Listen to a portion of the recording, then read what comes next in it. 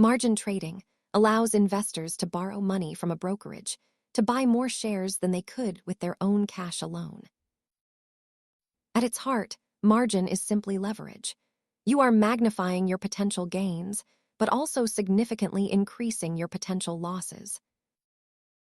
Under current federal regulations, you typically need to pay for at least half of the purchase price with your own money. It is not just about the loan.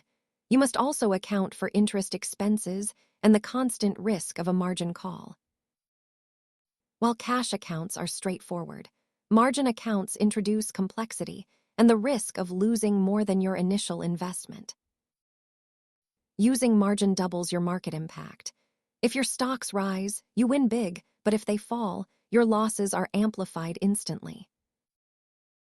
Most experienced investors treat margin as a specialized tool rather than a daily strategy for building wealth. Always review your brokerage agreement before enabling margin. Subscribe for more financial basics and stay informed.